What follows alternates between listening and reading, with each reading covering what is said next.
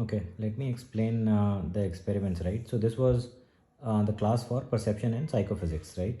Uh, there were two experiments that we did in psychophysics and two in perception, right?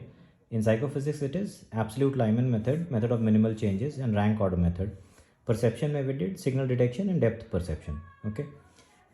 Basically, the experiment, when we write down and when we do it, right, we will have to do the theory piece of it, what it is, discuss aim of the experiment, hypothesis, what do you want to prove, right, variables involved in that, material required, right, capture the procedure, which will be subsections, steps, instructions, precautions, observations, record data, analyze data, and then conclude. All your graphs and everything will be put in here, right? So all the graph plus tables, all of that will come in here. Okay, so these two experiments we did, right? We started with the absolute Lyman method, and just to give a brief, basically, so psychophysics is science of physics applied to psychology. Okay, and the first experiment was absolute Lyman, right?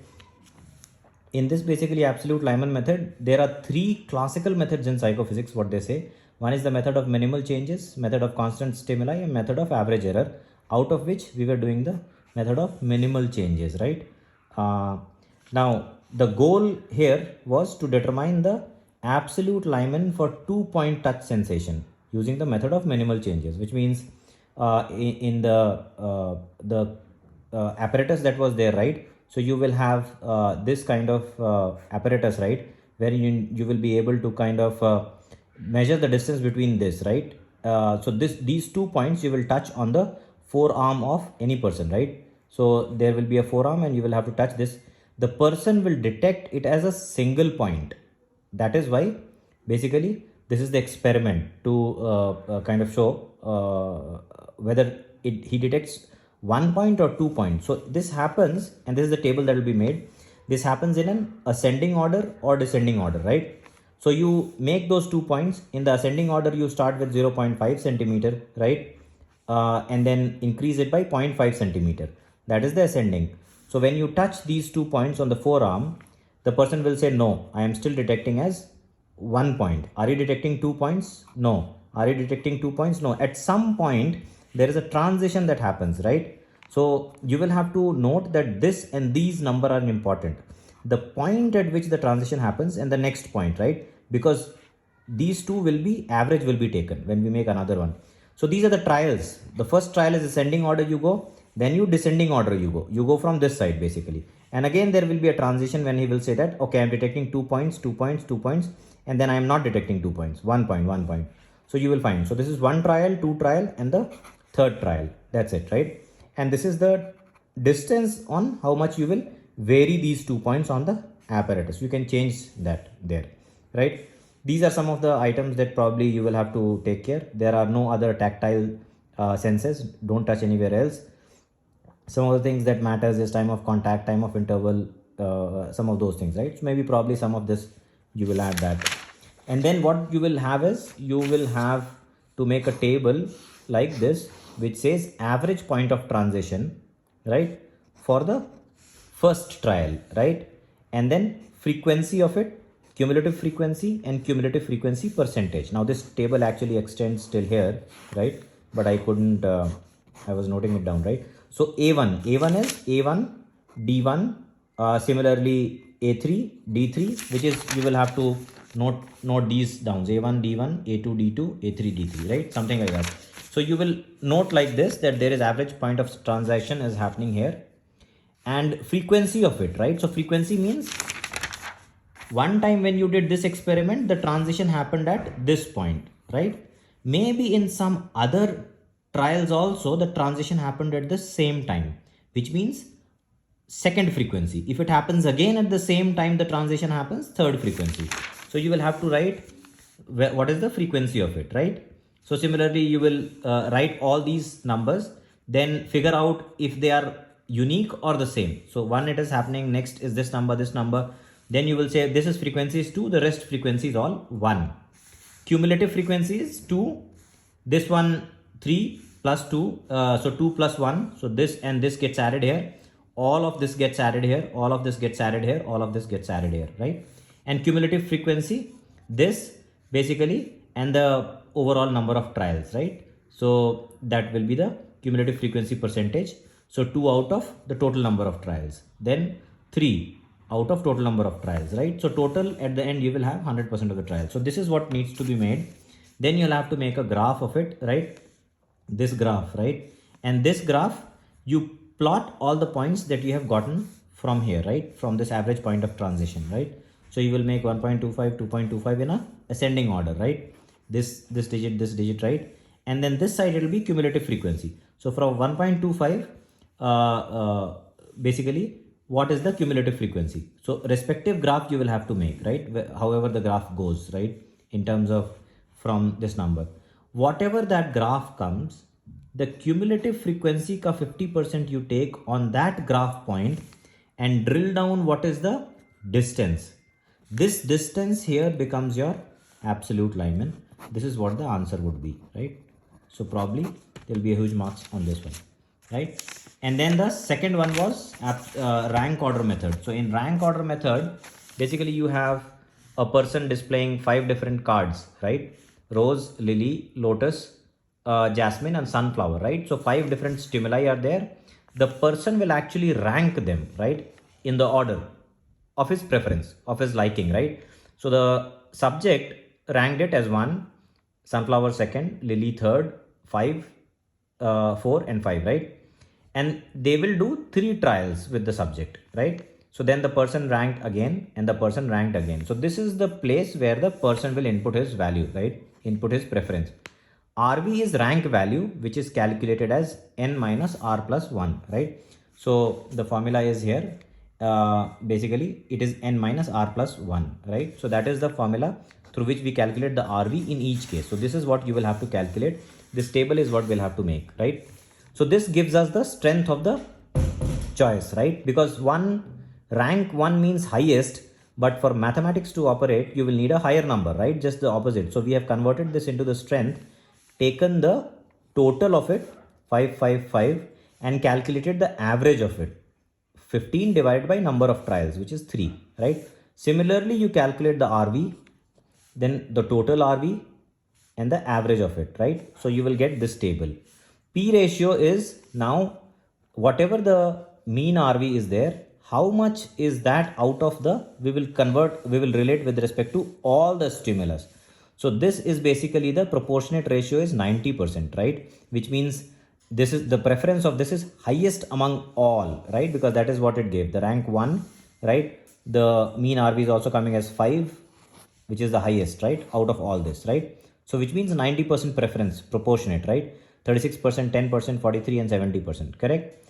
Z-score actually gives you the deviation from the mean value in terms of sigma, basically, right? So if you plot this graph, right, you will have basically somewhere you will have the mean, right? And then you will have this kind of graph which will be there. So this will be your mean, right? And then you will have your 1 sigma and then you will have 2 sigma, right? Distance from here, 1 sigma, 2 sigma and 3 sigma, right? Like this will come. So the preference 1.28 will be 1 sigma here, 0.28. So this will be your 1.28 sigma, right? Minus 1.28 will be again 1 sigma from here to here, right? This is your mean value. It will be here. I mean, in the graph, it will be coming at the same level. It is just the quality of my graph. So otherwise it will come at the same level, right? So somewhere here it should come in ideal scenario. But this is your minus 1.28. All the values will come here. So right side of it, this side shows the strength of liking. This side shows the strength of dislike. While you gave the preference in terms of liking only, the graph tells that there is somewhere a neutral place beyond which you like it, beyond which you dislike it, right? So this will be the Z-score.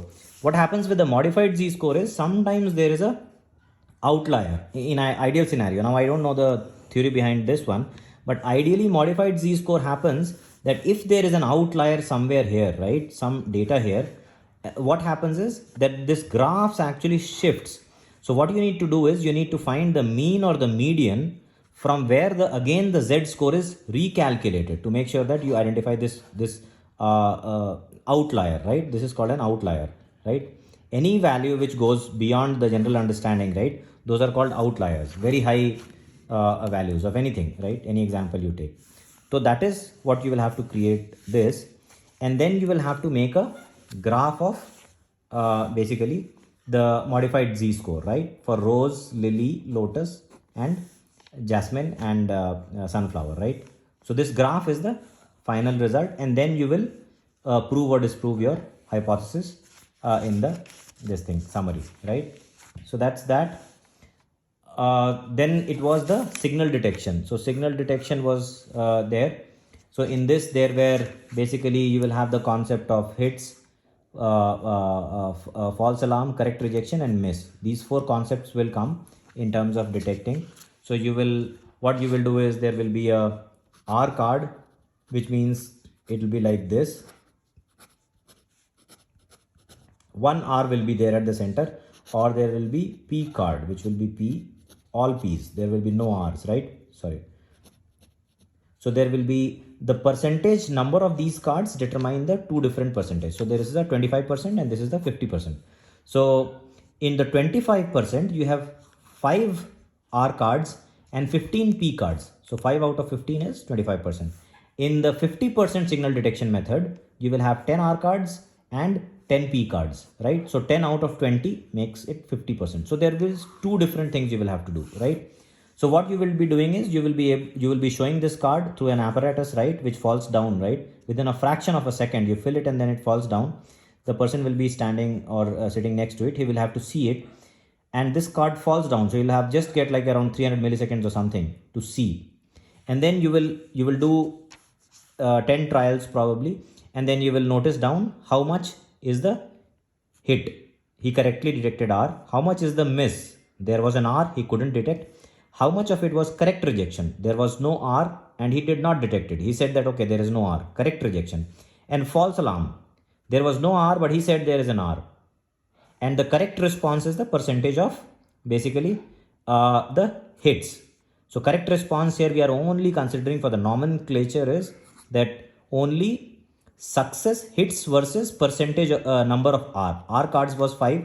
So 4 by 5 into 100, right? So that is the correct. So this table you will have to make, and again then come to the conclusion, say that a hypothesis was that in the higher number of this thing, the number of hits will be higher, right? So you will have to summarize that. That's that, a very concept. So stimulus and response table, it is there. This table is very good to understand, right? So response is stimulus, R is present. I have just taken the nomenclature R, you can take any word. So stimulus is R is present, stimulus is present, response says that yes, it is present, right? So these are called hits. But the general nomenclature which you will use across all the subjects, right, science and mathematics, is true positive. This is true positive, right? If stimulus is not there, you still say yes, this is a false alarm. In the psychology nomenclature, in general terms, it is called false positive, right? In case if the stimulus is there, you say no, it's a miss. In psychology, we call it false negative. In stimulus is not there and you say no, which means it is a correct rejection, right? Correct rejection. So it is true negative, which means, see, the words true will come, this T and this T will come when it makes sense. Response is there, you say yes. Response is not there, you say no. Then the word will be true. If it is present, true positive. If it is not there, true negative, right? And the false will come when it doesn't make sense. Like something is opposite. It was present, you said no. It was not present, you said yes. Then the false word will come. False positive is, it was not there, you said yes. False positive. This is false negative. False because this doesn't make sense, right? And negative because you said no. So there was false negative, right? So you can use your own understanding for that. So that is how the table will have this, right, in the signal detection, the previous one. Okay, so this is what your hits, miss, correct rejection, and false alarm will be there, and see. So you will have to make this table and conclude, right, with the hypothesis, proving the hypothesis or disproving it, right? But this is just for the understanding. And then the depth perception is there, right? So this was the fourth experiment. Depth perception is that Howard Dolman apparatus box, where you have the box and one person is sitting here. It will have a monocular vision. So there will be two rods which will be fixed, right? And one rod which will move, right? through the middle basically, right? And this person with one eye or with both eyes, he will have to see and detect the depth, right? So one person will be moving this instrument, right? And somebody will have to, and when he says stop, we will stop and we will measure that, right? So that measurement will be taken here. So you can take 10 readings for monocular vision, approaching and reproaching. Approaching means coming this side, reproaching means going this side, right? So monocular approaching, binocular approaching, and binocular approaching, right? So this is what it will entail. And then what you will again do is you calculate this, all the 10 trials for monocular approaching, and you have to do the approaching and reproaching alternatively. So you do that, calculate the total, calculate the mean, total and mean, right? All of this, right? And basically this would summarize your experiment, right? From the depth perception that you have done, the depth perception. So again, all of this would need to be done in this format, right? Your theory, write something, aim, hypothesis, variables, materials required, procedure. In the steps, you will also have to mention that, read the instructions to the subject and all that, plus instructions, plus precautions, observations, record the data, or your graph tables will come here, analyze the data, right? If you want to write something and conclude, right? This conclusion with respect to what you are concluding with respect to the hypothesis, right? That's probably pretty much, right?